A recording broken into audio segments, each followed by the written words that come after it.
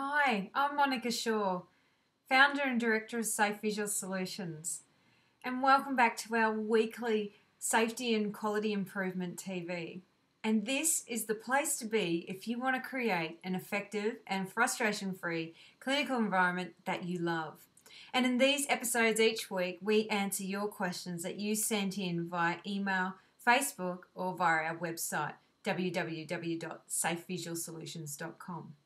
And this week we have another fantastic question from James W. in Toowoomba in Queensland. And James writes, "Hi there. My ward is looking at putting up a PJB, Patient Journey Board. Trouble is, we can't all agree on what should go on it. Have you got any suggestions as to how we can solve this issue and move forward? Many thanks," from James. James, I understand your pain around this. How many times has disagreement cropped up in any sort of project? And it's really the bugbear of every project manager or project lead and the staff that are around the whole piece of work included. So the key thing here is really to gain agreement. And how you do that is by using one approach, which is quite structured. So there are some fundamental things that you will find that everyone that's involved around the ward will agree on. So your best place is to start with the things that people agree about. And what are they? They might be things that you already know and you're already aware about, but might assume that these things aren't important. So what I would do is mock up a design around a rectangle, so just an A4 piece of paper, and on one side of the paper just have the must-haves, and get your staff members to write up what they think are the must-haves. And then on the other side of the piece of paper, I would write a title that says, "Would be nice to know." And I would start there. So spend at least a few days, up to a week, allowing all of your staff members from all shifts to be able to write up what they want. Some will feel more passionately about others, and some will just be happy to go along with the flow. If, for example, some of the issues are around privacy and confidentiality, this is a completely different ballgame. You need some organisational position around those two issues.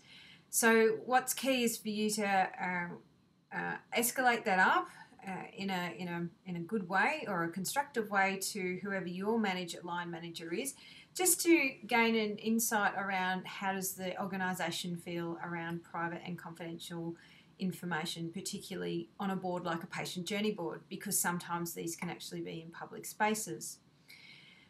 So I would take the time, I would ask the staff, and then take that information away and talk to a small group of representatives from the ward and just say to them, go through the list and look for common themes and theme up what are the things that people do want and they don't want. This will actually give you a lot of clues about where to focus. But not only that, it also gives you more information that you can go away with and gather from other disciplines like allied health, junior doctors, senior doctors, PSAs or cleaning staff or support staff, and ask for their input as well. And feed that back to your ward staff so that they know that the board isn't just being designed for them. It's actually about the whole broader team and what they need to know and be able to do based on the information that is on that board. Now that's a really key thing, and one of my top tips as well is just to expand the circle of influence so that people can reach agreement. Once you've gathered that information from those other disciplinary groups, the key thing might actually be able to do a little bit of tracking or a little bit of understanding and measuring, what patients and their families are actually asking for. Ask the ward clerk, what is it that you find patients' relatives want to know on a daily basis? And it might actually be things like, when is my loved one going home? When am I going home? What are we waiting on? Will there be any supports when they come home? What's the next step? Does my loved one need to see a physio or what have you? So what you want to be able to do is get patient information that's not confidential at a glance and at an instant, because what you really want is for that interaction between that family member or that patient and that staff member to be instant. so that there isn't any head lowering or I don't know or avoidance.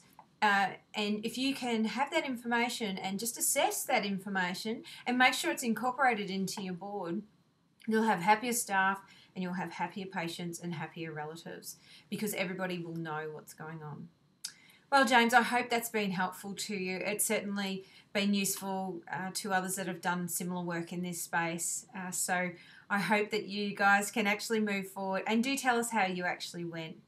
Well, that's it for this week's Safety and Quality Improvement TV. Please keep sending us your questions. They're fabulous. So email them through at info@safevisualsolutions.com or via our website www.safevisualsolutions.com. And I look forward to answering your questions next week. Bye for now.